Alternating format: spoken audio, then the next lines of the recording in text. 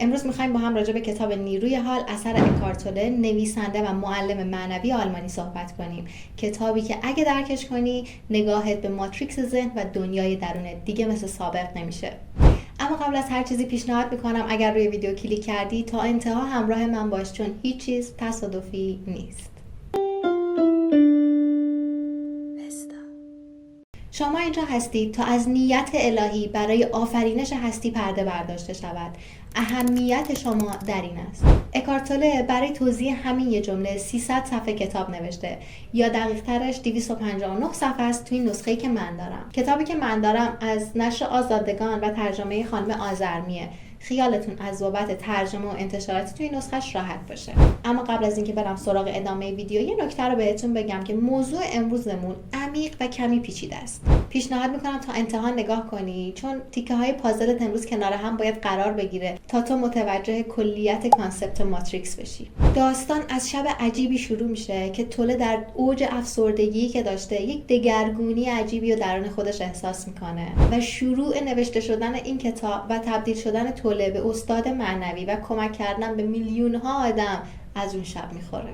یه نکته هم بگم که کتاب در قالب سوال و جواب‌های پرتکراریه که از توله شده که ممکنه سوالای خود شما هم باشه. اکارت توله برای اینکه به مسئله ماتریکس ذهنی بپردازه، اون رو توی 7 لایه بررسی میکنه. خب بیا ما هم همون کارو کنیم و بریم سراغ لایه اول، یعنی جایگاه تو در جهان هستی.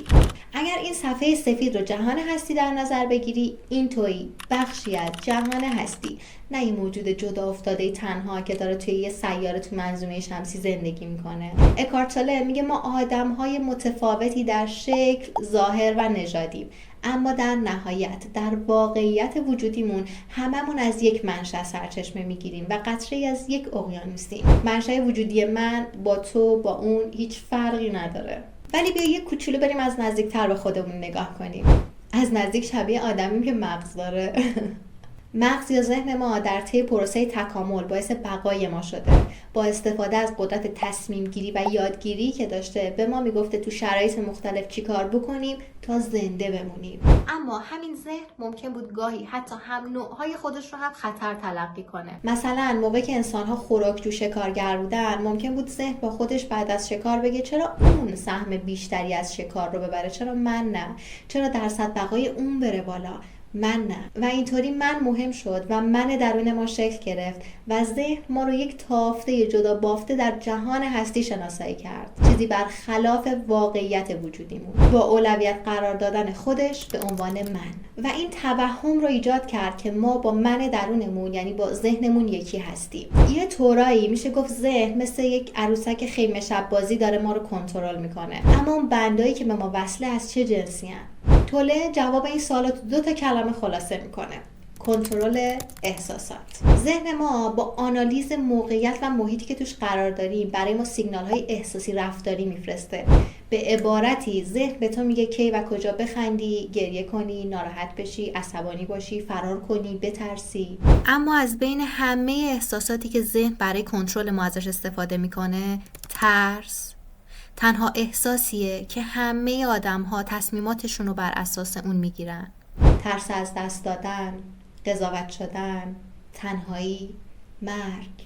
اما توله میگه اگه پشت ترس هامون رو نگاه کنی، پشت تمامی ترس های ما یک تندیسی وجود داره به اسم تندیس درد. به بیان ساده، اون زخم ها و اون تروما هایی که هممون از کودکی داریم به خودمون حمل میکنیم توسط من درون محکم چسبیده شده، چون مهر تاییدیه به وجود خودش. و تندیس درد این قابلیت رو داره که با کوچیکترین درد مشابهی بیدار شه. به خاطر اینه که بعضی اوقات یک نگاه ساده، یه حرف از یه آدم حتی غریبه ممکنه انقدر ما رو ناراحت و عصبانی و کلافه بکنه. ولی میدونم ممکنه این سوال برات پیش اومده باشه که خب مگه ذهن تو تیم ما نیست، پس چرا داره این کارا رو میکنه؟ جوابش یه مقدار ممکنه عجیب به نظر برسه، اما ذهن این کارا رو میکنه تا زنده بمونه.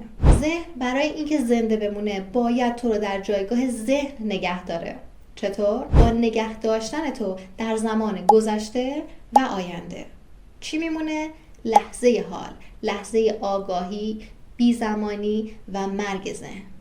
اما وقتی میگم مرگ ذهن، به این معنی نیست که ما از ذهنمون استفاده نمی‌کنیم یا می‌کشیمش. نه، ما از ذهنمون استفاده درست می‌کنیم. برای وقتی که نیاز به تصمیم گیری، تحلیل، استفاده از تجربیات گذشته‌مون داریم، از ذهن استفاده می‌کنیم. و اینکه میگم بی زمانی، ببینید زمان یک توهمیه که توسط انسان کشف شده، اختراع شده. نمیدونم فعل مناسبش چی میتونه باشه، اما فکر کن چند درصد احتمال این وجود داشت که اگه هیچ انسانی روی کره زمین زندگی نمیکرد، یه روباه رد از یه درخت بپرسه ساعت چنده یا امروز چند شنبه است. اما به این معنی نیست که وجود نداره. خوبی بدون بدی و بدی بدون خوبی معنایی پیدا نمیکنه. بی زمانی هم بدون زمان معنا پیدا نمیکنه. مسئله اینجاست که زمان توهمه، بی زمانی واقعیت. اما ما اون توهم رو به عنوان واقعیت وجودمون شناختیم. یعنی مثل ذهن که در اختیار ما قرار داده شده بود تا ازش استفاده کنیم، اما افسارش یه جا از دست ما در رفت. زمان هم همین اتفاق براش افتاد. اما بذار قبل از اینکه برم سراغ مقوله نیروی حال، جایگاه ذهن و جایگاه آگاهی رو برات با یه مثال شفافتر کنم. اگر جایگاه ذهن رو اینجا در نظر بگیری، جایگاه آگاهی میشه اینجا. فکر میکنم هممون ماز حل کردیم، 1000 تو. جایگاه ذهن مثل این میمونه که تو داری روی زمین راه میری، دور تا دور تو رو دیواره های اون ماز گرفته. تو ممکنه خطا بری، ممکنه به بنبست بخوری، ممکنه اصلا یه مسیر اشتباهی رو بری از اون ته دور بزنی برگردی. جایگاه آگاهی انگار تو مثل یک سوپر هیرو قابلیت اینو داری بری بالا و از ورای دیواره های اون ماز به اون طرفش هم نگاه کنی. وسعت دیدت افزایش پیدا میکنه، نه اینکه کل اون ماز رو حل شده بدونی.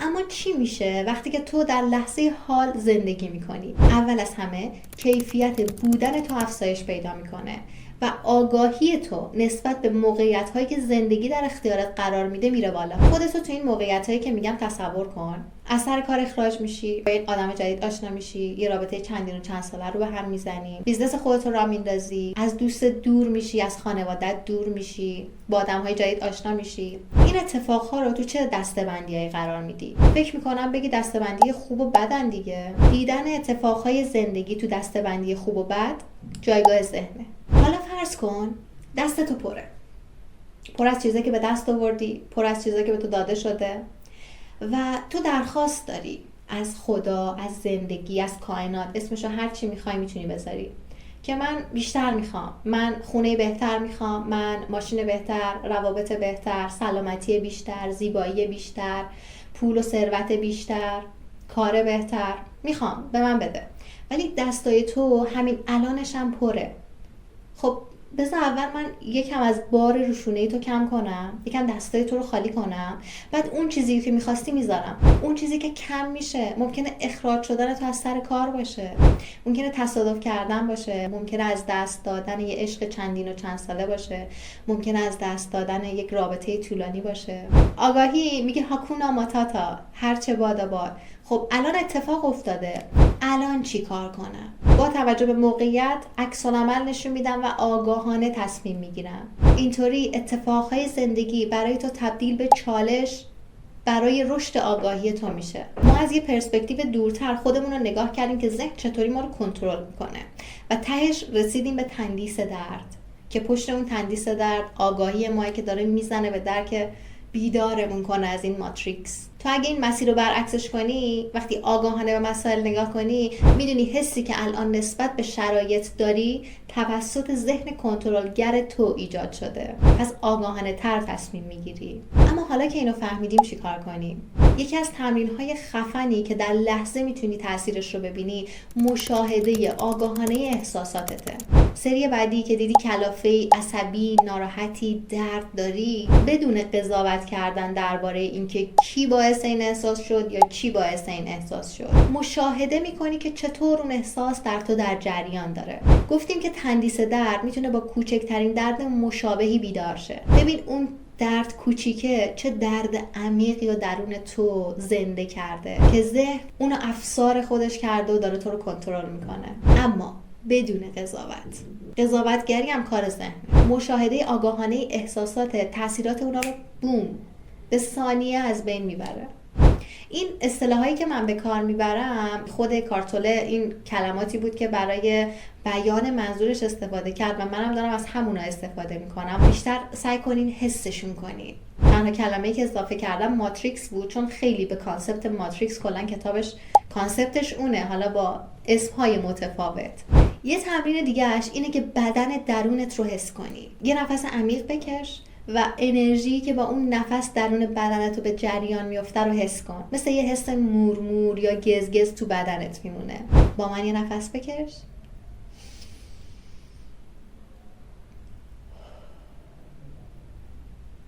مراقب باش. ذهن وقتی میفهمه که تو فهمیدی که داره کنترلت میکنه، وقتی که داری شروع به تصمیم‌های آگاهانه و نفس کشیدن‌های آگاهانه میکنی، مثل یک حس دلشوره میندازه به جونت. چرا؟ که لحظه حال رو به عنوان یک تارگت ناشناخته شناسایی کنه که انگار میترسه دیگه، داره میمیره، تو داری به بی‌ذهنی میرسی. پس لحظه حال رو برای تو یک چیز ترسناک، خطرناک شناسایی میکنه. میگه نرو سمتش، برگرد سمت من، بیا تو همون محدوده امنی که من برات درست کردم زندگی کن، اما ادامه بده. به نفس کشیدن آگاهانه، به مشاهده آگاهانه احساساتت ادامه بده. از همه اینا که بگذری، اکارتوله میگه بعد از اینکه زندگی کردن در لحظه حال برات تبدیل به یک روتین میشه، تو با منشأ وجودت روبرو میشی. بهش میگه آشکار نشده. آشکار نشده به این معنی نیست که به وجود میاد. اکارتوله بارها و بارها تو کتابش میگه من نمیتونم چیزی رو به شما بدم که شما در حال حاضر اون چیز رو دارید. شما فقط نسبت بهش ناآگاهین، پشتتون بهشه، حواستون نیست. و خب لحظه حال نمیتونه معجزه کنه برای تو که تو دیگه همیشه حالت خوبه، تو اصلا بد بیاری نداری. این اشتباه ها رو نخور، این گولای ذهن رو نخوری ها. اما اون احساس رضایت و آرامشی که ما تو کل زندگیمون داریم دنبالش میگردیم تو لحظه حاله. ما خرید میریم، لباس جدید، ماشین جدید، خونه جدید، با آدمای جدید ملاقات میکنیم که احساس رضایت و آرامش بیشتری داشته باشیم. با من همراه یه سفر کوتاه به درون کتاب داشته باشیم. یکی دونستن خودتون با ذهن، حجاب کدری از مفاهیم، برچسب‌ها، تصاویر، کلمات، داوری‌ها و تعابیری که همه روابط صادقانه رو مسدود میکنه. این حجابی بین تو و خودت، تو و انسان‌های دیگه، خواه زن یا مرد، تو و طبیعت و تو و پروردگاره. این حجاب افکار توهم جدایی رو ایجاد میکنه. توهم این که یک تو و یک دیگری کاملا جدا از هم وجود داره. اون وقت این واقعیت اصلی رو که تو در زیر لایه ظواهر مادی و صورتهای جدا با تمامی آنچه که هست یکی هستی از یاد میبری. منظور از یاد بردن اینه که دیگه نمیتونی این یکی بودن رو به صورت یک واقعیت بدیهی احساس کنی. ممکنه حقیقت اون رو باور کنی، اما دیگه حقیقت اون رو نمیشناسی.